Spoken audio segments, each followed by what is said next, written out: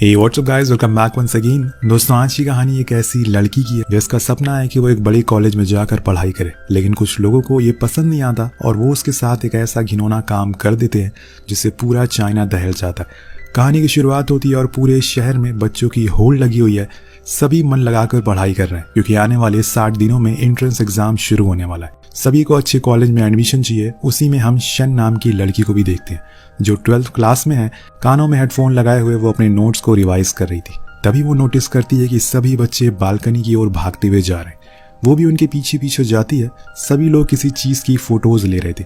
जब वो भी देखने की कोशिश करती है तो वहां पर उसकी ही क्लासमेट चेन की लाश पड़ी हुई थी जिसने छत से कूदकर अपनी जान दे दी थी। वो फौरन नीचे जाकर अपनी जैकेट उतारती है और फिर उसके ऊपर ढक देती है ताकि कोई भी उसे देख ना सके। उसकी आंखों से लगातार आंसू निकलते जा रहे थे और हम समझ पाते हैं कि उसे कैसा फील हो रहा है। अब स्कूल में पुलिस आती है। शन को बुलाया जाता है। उसे ऑफिसर सवाल पे सवाल करते हैं लेकिन वो किसी भी सवाल का कोई जवाब नहीं देती, चुपचाप बैठी रहती है। तभी बेल बज जाती है और वो उठकर अपने क्लास में आ जाती, लेकिन वहां वो देखती है कि किसी ने उसके डेस्क पर इंक डाल दी है और जब अपने चारों ओर देखती है तो कोई भी उसकी तरफ देख नहीं रहा था। मानो ऐसा लग रहा हो कि जैसे कुछ हुआ ही ना हो, किसी ने कुछ देखा ही ना हो।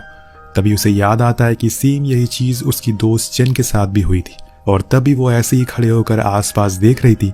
उसके पास बैठी शन ने नजरें फेर ली थी और उसे एहसास होता है कि अब उस टाइम उसकी दोस्त को कैसा लग रहा होगा। इस बारे में टीचर को पता चलता है तो उसे बुलाते हैं और पूछते हैं कि क्या तुम्हें बुली किया जा रहा है? अगर ऐसा है तो हमें बताना होगा। हम इसके सख्त खिलाफ हैं, लेकिन वो कुछ नहीं बोलती और तब तक लंच भी हो जाता है। यहाँ हम वही नाम की लड़की को देखते हैं जिसकी वजह से चेन ने खुदकुशी की थी। इन्होंने ही उसे हर रोज बुली किया और अब वो शन के साथ भी वही सेम चीज कर रही हैं और अब वो शन के साथ भी वही सेम चीज दोहरा रहे हैं। कोई भी इनके खिलाफ कुछ नहीं कहता क्योंकि उन्हें डर है कि कहीं कुछ उनके साथ हो न जाए, इसलिए सभी मुंह पर चुप्पी साधे हुए हैं और सहन करते जा रहे हैं। अब वही शन से कहती है कि तुम्हारे अच्छे मार्क्स आए हैं, कि हमारे साथ ग्रुप स्टडी करोगी? वो मना कर देती है जिससे कि वही को बुरा लग जाता है और उसकी ऐसे ही रैंडम फोटोज लेने लगती है। अब जब शाम में सब चीज़ों को शन फ्री होकर घर लौट रही होती है तो उसके पीछे ये सब फिर से पड़ जाती है। उसे परेशान करने लगती है। वो बार बार उसे पूछती है कि उसे उस दिन पुलिस को क्या बताए। वो उसे धक्का भी देती है लेकिन शन जैसे तैसे खुद को बचाकर अपने घर पहुंचती है, लेकिन वहां पर भी उसे तकलीफों का सामना ही करना पड़ता है। आपकी और हमारी जिंदगी से एकदम परे शन की जिंदगी है, लेकिन हर बुरे वक्त की तरह ये वक्त भी गुजर जाएगा, ऐसा उसका मानना है। उसकी माँ ने बहुत लोगों से उधार ले रखा है। वो लोग बार बार घर आते हैं पैसे मांगने के लिए, इसीलिए उसकी माँ ज्यादातर बाहर ही रहती है और बहुत ही कम घर आती है। असल में उनका काम है इलीगल सामानों को इधर से उधर डिलीवर करना और इसी से वो शन और खुद का खर्चा चलाती है। लेकिन उन्हें पूरा भरोसा है कि जब शन एंट्रेंस एग्जाम पास कर लेगी तो उसे अच्छी जॉब मिल जाएगी, जिसके बाद उनकी जिंदगी बेहतर हो जाएगी। असल लफ्जों में कहा जाए तो उनकी पूरी उम्मीदें शन के कंधों पर टिकी हुई है, लेकिन उन्होंने उसे एक बारी भी ये नहीं पूछा कि उसका आज का दिन कैसा रहा। खैर, कहानी आगे बढ़ती है और अगले दिन जब वो वापस लौट रही होती है तो देखती है कि वहां पर कुछ लड़के एक दूसरे लड़के को पीट रहे। ये देखकर वो वहां से भागने लगती है, लेकिन उसे पता नहीं कहां से ख्याल आता है कि उसे पुलिस को फोन करना चाहिए, तो वो कर देती है। पर ये चीज वो गुंडे देख लेते हैं और उसे पकड़ लेते हैं। उन्होंने उसके सारे पैसे छीन लिए थे, उसका फोन भी तोड़ देते हैं। फिर उसे कहते हैं कि अगर तू उसे किस करेगी तभी हम तुझे छोड़ेंगे। अब वो उसे ये चीज जबरदस्ती करवाते हैं और शन वो भी करती है, लेकिन तभी वो लड़का जिसे ये लोग मार रहे थे वो उठकर खड़ा हो जाता है और सभी को मारने लगता है और डर के मारे बाकी लड़के वहां से भाग जाते हैं। पर इस चीज से शन का बहुत ज्यादा नुकसान हो जाता है, इसीलिए वो चुपचाप घर आ जाती है। अगले दिन उसके सामने वही लड़का आता है जो अपना नाम लिन बताता है और पूछता है कि उन्होंने तुम्हारे कितने पैसे छीने, क्या तुम्हारा फोन ठीक हो गया? तो शन कहती है कि नहीं। तो वो उसे लेकर रिपेयर शॉप पर जाता है और उसे ठीक करवाता है, लेकिन उसके पास इतने पैसे नहीं थे कि वो उसे लौटा सके, इसीलिए वो उसे कहता है कि मैं तुम्हें पैसों के बदले प्रोटेक्शन दे सकता हूँ। तो शन हंसते हुए बोलती है कि पहले तुम खुद की प्रोटेक्शन कर लो, उसके बाद मेरी करना। अब रात बहुत हो गई है, इसीलिए वो उसके पीछे पीछे उसके घर तक जाता है, लेकिन वहां शन दीवारों पर अपनी माँ का नाम के लगे पोस्टर को देखकर उसे बहुत गुस्सा आ जाता है। वो उसे हटाने लगती है क्योंकि उसमें लिखा था कि वो पैसे छीन कर भाग जाती है, वो एक चोर है, और इस चीज से वो बहुत नाराज होती है।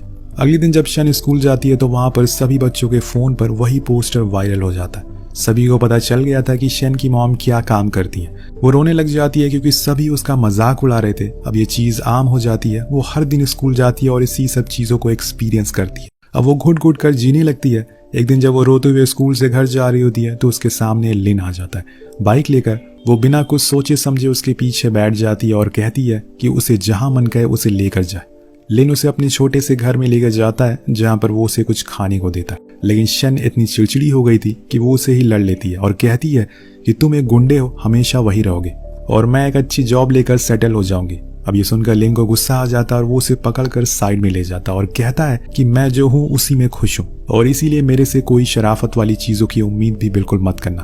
अब शन डर जाती है और घर आ जाती है। कहानी धीरे धीरे और आगे बढ़ती है और एक दिन तो वो लड़कियां उसे धक्के देकर सीढ़ियों से गिरा देती क्योंकि वो उनके सामने झुक नहीं रही थी। उन्हें डर था कि कहीं वो किसी को कुछ बता ना दे कि उस जुर्म में उनका ही हाथ है। लेकिन इतना सब सहने के बाद शन ने अब ठान लिया है कि वो पुलिस को जाकर सब कुछ सच बता देगी क्योंकि अब बहुत ही ज्यादा हो गया। उसके सामने बार बार उसकी दोस्त का चेहरा आ जाता है जो उसे कह रहा है कि उसे उनके करतूतों की सजा जरूर मिलनी चाहिए। शन जाकर पुलिस को सब कुछ बता देती है, जिसके बाद उन तीनों लड़कियों को बुलाया जाता है। लेकिन वेन को देखकर लग रहा था कि मानो उसे कुछ फर्क ही नहीं पड़ रहा है और उसके साथ वाली लड़कियों का भी यही हाल था। उन्हें जो कुछ भी पूछा जाए वो उसका हंसते हुए जवाब दे रही थी और कोई भी सच्चाई बता नहीं रही थी। पर स्कूल उन्हें सस्पेंड कर देता और उन्हीं में से एक लड़की के पेरेंट्स स्कूल में आते हैं और प्रिंसिपल से भीख मांगते हैं कि उनके बच्चे को वापस ले लिया जाए। लेकिन ऐसा नहीं होता, पर उन्हें एंट्रेंस एग्जाम में बैठने की परमिशन दे दी जाती है क्योंकि इससे उनका फ्यूचर खराब नहीं होगा। अब एक दिन स्कूल के पास शन से मिलने के लिए ऑफिसर चैंग आते हैं। वो उसे बताते हैं कि जब मैं छोटा था तो मुझे भी बुली किया जाता था, लेकिन तुम टेंशन मत लो, जब तुम एंट्रेंस एग्जाम क्लियर कर लोगी तो सब कुछ ठीक हो जाएगा। तभी शन पूछती है कि क्या बड़े हो जाने से सब कुछ ठीक हो जाता है या फिर अच्छी जॉब लग जाने से सब कुछ ठीक हो जाता है। तो ऑफिसर के पास इसका कोई जवाब नहीं होता कि वो क्या बोले।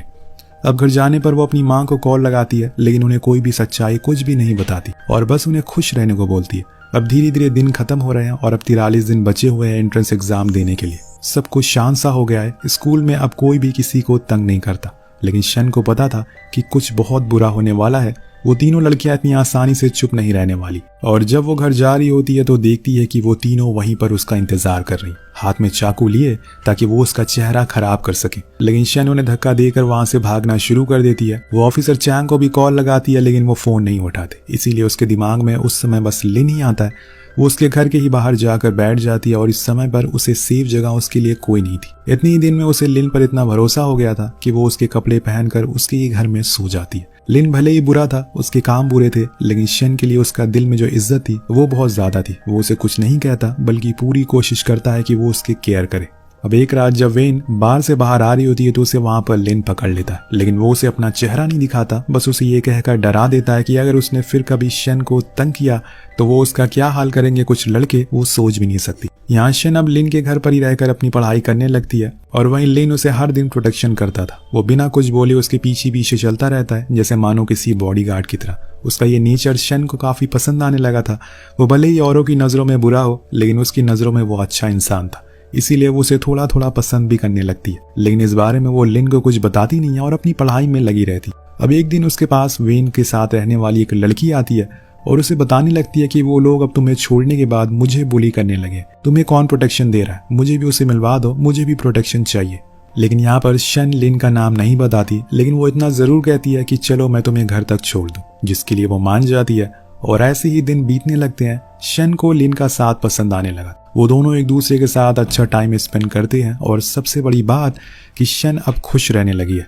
लेकिन फिर एक दिन उसकी खुशी को किसी की नजर लग जाती है। लिन के कामों को चलते हुए उसकी शॉप पर रेड पड़ती है, जिसकी वजह से उसे उठा लिया जाता। और इधर जिस लड़की ने शन से मदद मांगी थी वो असल में उन्हीं लोगों से मिली हुई थी। वो एक दिन अपने घर चलने के बहाने से वो उसे उन्हीं तीनों के पास ले जाकर फंसा देती है। अब वेन के अंदर पहले से ही बहुत ही ज्यादा गुस्सा भरा था और इसीलिए वो अपने साथ कुछ लड़कों को भी लेकर आई थी जो कि शन के साथ बहुत बुरा करते हैं। और जो लड़कियां होती है वो उसके कपड़ों को फाड़ देती हैं, उसकी किताबें फाड़ देती हैं ताकि वो पढ़ाई ना कर सके। उसके बालों को काट दिया जाता है। ये चीजें बताने में जितनी आसान लग रही है, लेकिन देखने में किसी को यकीन नहीं होगा। ये सब कुछ स्कूल के बच्चों ने किया है। अगर आप शन को देखोगे तो ऐसा लगेगा कि जैसे कुछ हैवान लोगों ने अपनी हैवानियां दिखाई है। यहाँ तक कि उन्होंने उसकी ऐसी पिक्चर क्लिक की जो अगर किसी ने देख ली तो बहुत ही बुरा हो जाएगा। शन के लिए वो बार बार लिन को फोन कर रही थी मदद के लिए, लेकिन बेचारा लिन तो पुलिस स्टेशन में ही फंसा हुआ था। पर जैसे ही वो रिहा होता है वो लिन की इतनी सारी कॉल देखकर घबरा जाता है, डर जाता है। वो भागते हुए घर आता है जहाँ पर वो उसे कोने में फटे कपड़ों में बैठकर खुद के नोट्स को चिपकाते हुए देखता है। और ये देखकर लिन पूरी तरह से पागल हो जाता और आज वो उन्हें सबक सिखा कर रहेगा। लेकिन शन उसे रोकती है और कहीं भी जाने से मना करती है, उसे पीछे से पकड़ लेती है और यहाँ दोनों रोने लगते हैं। जिसके बाद वो उसके बाल को काटता है और खुद के भी वैसे ही कर लेता है। ये एक बहुत ही ज्यादा इमोशनल सीन होता है। अब वो पूरी रात ही उसके साथ रहता है, उसे हल्का सा भी अकेला फील नहीं होने देता। अगले दिन शन को स्कूल में देखकर सभी लोग हैरान हो जाते हैं। उन्हें तो लग रहा था कि इतना सब कुछ होने के बाद वो स्कूल नहीं आएगी, लेकिन ये ताकत उसे लिन ने दी है। उसने उसे हौसला दिया है ताकि वो अपने आने वाले एग्जाम में बैठ सके और अच्छे नंबर से पास हो सके। अब कल से एंट्रेंस एग्जाम है, ये बात वो अपनी माँ को कॉल करके बताती है और कहती है कि अब सब कुछ ठीक हो जाएगा। अब एग्जाम वाले दिन तेज बारिश होने लगती है। लाखों बच्चे छाते को लेकर रोड पर खड़े थे हॉल जाने के लिए। सभी के साथ उनके पेरेंट्स उन्हें मोटिवेट कर रहे थे, उन्हें बता रहे थे कि घबराना नहीं है, बस अच्छे से लिखना है। लेकिन यहाँ हमारी शन भी अकेली नहीं है, उसके साथ लिन खड़ा है जो उसे बेस्ट ऑफ लक कहता है और फिर वो अंदर चली जाती है। वहीं दूसरे सीन में हम एक गार्बेज यार्ड को देखते हैं जहां पर एक लाश दिखाई देती है। जब उसके फिंगरप्रिंट को चेक किया जाता है तो वो लाश असल में वेन की होती है। जी हाँ दोस्तों, वही वेन जिसने शन के साथ बदतमीजी की थी। अब पुलिस फौरन सभी सीसीटीवी फुटेज को देखती है, तभी उसे एक कैमरा में लिन के दोस्त की कार दिखाई देती है। वो उसे ढूंढती है और उसमें उसे खून के धब्बे भी मिलते हैं, जिसके बाद वो उसे फौरन बुलाया जाता है। उसे पूछा जाता है कि वो 31 मई की रात को कहाँ था। वो कहता है कि मैं हॉस्पिटल में था उस रात को। इसके बाद वेन के दोस्त को बुलाया जाता है जो कि पुलिस को वो सारी वीडियोस दिखा देते हैं जो उन्होंने शन की बनाई थी। जब ऑफिसर चैंग वो सारी वीडियोस को देखते हैं तो हैरान हो जाते हैं और फौरन लिन के घर जाते हैं जहां पर शन रह रही थी। वहां जाकर वो उसे सीधे सवाल करते हैं कि उसने पुलिस को फोन क्यों नहीं किया। वो कहती है कि मैंने पहले भी आपके पास आई थी, लेकिन उसके बाद भी कुछ मेरी जिंदगी में नहीं बदला, इसीलिए इस बार आकर कोई भी फायदा नहीं था और मुझे मेरे एंट्रेंस एग्जाम की तैयारी करनी थी, इसीलिए मैंने आना सही नहीं समझा। ऑफिसर उनके साथ चलने को कहते हैं लेकिन वो मना कर देती है क्योंकि उसे तैयारी करनी थी।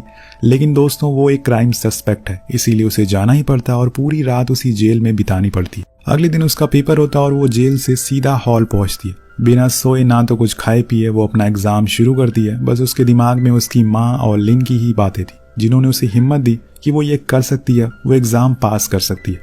अब पेपर खत्म हो जाने के बाद उसे लिन मिलता है जो उसे पकड़कर एक सुनसान जगह पर ले जाता है और उसे बताता है कि मेरे पीछे पुलिस पड़ी है, इसीलिए जो मैं कह रहा हूँ वो ऐसा ही करो। और दोस्तों यहाँ पर एक और राज से पर्दा उठ। सच यही है कि असल में वेन का खून लिन ने नहीं बल्कि शन ने किया है। जब उन वीडियोस के रिकॉर्ड होने के कुछ दिन बाद वेन खुद उसके पास आती है उसे माफी मांगने के लिए, क्योंकि उसे डर था कि कहीं वो जाकर पुलिस को सब कुछ ना बता दे। पर वो ऐसा नहीं करती और वहां से जाने लगती है। लेकिन उसके अंदर गुस्सा तो बहुत ज्यादा भरा था और यही गुस्सा बाहर आ जाता है। वो गुस्से में वेन को धक्का दे देती है और वो सीढ़ियों से नीचे गिर जाती है, जिससे कि उसकी मौत हो जाती है। जब इस बारे में लिन को पता चलता है तो वो अपने दोस्त की कार लाता है और फिर उसमें कुछ सबूत जानबूझकर छोड़ देता है ताकि किसी को शन पर यकीन ना हो और सारा शक उसके ऊपर चला जाए। और फिर वो लाश को गार्बेज यार्ड में डाल देता है और उसे समझाता है कि मेरा कोई फ्यूचर नहीं है, लेकिन तुम्हें बहुत आगे जाना है, इसीलिए मेरी बात मानो और हेल्प के लिए चिल्लाओ। सबको यही बताना कि मैंने तुम्हारे साथ बदतमीजी की है। लेकिन शन नहीं मानती और वो उसे बताता है कि वो अभी माइनर है, इसीलिए उसे बहुत ही कम सजा होगी और जब तक वो कॉलेज से पढ़कर बाहर आएगी तब तक वो आजाद हो जाएगा, जिसके बाद वो दोनों आराम से जिंदगी बिताएंगे। बड़ी ही मुश्किल से शन मान जाती है। कुछ ही देर में वहाँ पुलिस आ जाती है और शन के कपड़े फटे हुए देखकर पुलिस लिन को पकड़ लेती है, उसे वहां से ले जाती है। लेकिन ऑफिसर चैंग को कुछ गड़बड़ लग रही थी। उन्हें पता था कि ये दोनों एक दूसरे को जानते हैं और फिर ये सब कैसे हो सकता है। वो लिन से बहुत पूछने की कोशिश करते हैं कि सच क्या है, लेकिन वो कोई भी जवाब नहीं देता। उधर शन से भी कहा जाता है कि उसके लिए कोई सालों भर जेल में रहेगा, क्या ये बोझ वो सहन कर पाएगी, लेकिन वो कोई भी जवाब नहीं देती, सेम जैसे लिन ने उसे समझाया था। उसे कुछ भी नहीं कहना था। अब यहाँ पर लिन ने खून का इल्जाम अपने सर ले लिया है, उसे सजा भी हो गई है। आखिरी बार वो दोनों एक दूसरे से मिलते और मन ही मन कहते हैं कि हम फिर मिलेंगे, ये मेरा तुमसे वादा है। अब जिस दिन का इंतजार पूरे 4 महीने से हो रहा था वो आ जाता है। आज रिजल्ट का दिन है, बहुत सारे बच्चों का भविष्य आज बदलने वाला है और यहाँ हम देखते हैं कि शन को उसकी उम्मीद से ज्यादा मार्क्स मिलते हैं और उसे उस कॉलेज में एडमिशन भी मिल गया है जहाँ पर सिर्फ 14 बच्चों को जाने की इजाजत थी। ये देखकर उसकी माँ भी बहुत ही ज्यादा खुश थी और अब उनके दुख के दिन खत्म हो जाएंगे। तभी वहां पर ऑफिसर चैंग आते हैं और उसे कांग्रेट्स करते हैं, साथ में ये भी बताते हैं कि लिन को मौत की सजा हो गई है। अब ये सुनकर मानो शन के पैरों से जमीन ही खिसक जाती है। वो ऑफिसर को ही मानने लगती है और तेज तेज रोने लगती है। पर यहाँ पर चैंग कहता है कि मैंने झूठ बोला, मुझे शुरू से ही पता था कि वो हादसा तुमसे हुआ, लेकिन तुम दोनों के प्यार ने कानून को भी कमजोर कर दिया। उसे 10 साल की सजा हुई है, लेकिन अगर तुम अपना गुनाह मान लो तो तुम्हें और भी कम सजा होगी क्योंकि तुम बुली का शिकार हुई हो और हमारे पास सबूत के तौर पर वीडियोस भी मौजूद है। अब वो मान जाती है। अगर वो चाहती तो उसे ऐसे ही मरने के लिए छोड़ देती। अब तो उसकी जिंदगी बेहतर हो गई है, उसे अच्छे कॉलेज में एडमिशन भी मिल गया है। लेकिन वही कहते हैं ना दोस्तों, जिनका मिलना मुकद्दर में नहीं होता उनसे मोहब्बत कमाल की होती है। अब यहाँ दोनों एक दूसरे के सामने बैठे हैं, बीच में शीशे की दीवार है, लेकिन वो दीवार इनके जज्बातों को रोक नहीं पाती। यहाँ पर दोनों रोने लगते हैं। शन उसे अपने रिजल्ट के बारे में बताती है तो लिन हंसने लगता है। तब चैंग कहता है कि इसने गुनाह कबूल कर लिया है। समय का पहिया आगे खिसक जाता है और हम 20 साल बाद का दृश्य देखते हैं। शन अब एक टीचर बन गई है, उसकी अच्छी सैलरी भी है, एक अच्छी खासी जिंदगी वो जी रही है। तभी उसकी नज़र एक बच्ची पर पड़ती है जिसमें वो खुद के बचपन को देखने लगती है। वो बच्ची बहुत डरी हुई थी, इसीलिए शन उसे घर तक छोड़ने के लिए जाती है। यहाँ पर समय बदल गया है, लोगों के चेहरे बदल गए, लेकिन एक चीज आज भी नहीं बदली, और वो चीज ये है कि लिन का शन के पीछे पीछे चलना वो आज भी वैसे ही चलता है, जिसके साथ ही इस कहानी का यहीं पर अंत हो जाता है। तो बेसिकली ये कहानी उन बच्चों के ऊपर है जो कि कमजोर हैं और बुली का शिकार होते हैं। ये कॉलेज में उन्हें परेशान किया जाता है। कभी कभी हम बुली को हल्के में ले लेते हैं, लेकिन वो बच्चे ये जानते हैं कि उसका दर्द कितना खतरनाक होता है। लेकिन उन्हें हिम्मत नहीं आना चाहिए, क्योंकि हर शाम के बाद सुबह होती है और वो सुबह उनकी जिंदगी जरूर बदलती है। अगर आपकी भी लाइफ में कभी ऐसा हुआ हो तो कमेंट करके हमें जरूर बताएगा। मिलते हैं अगली वीडियो में।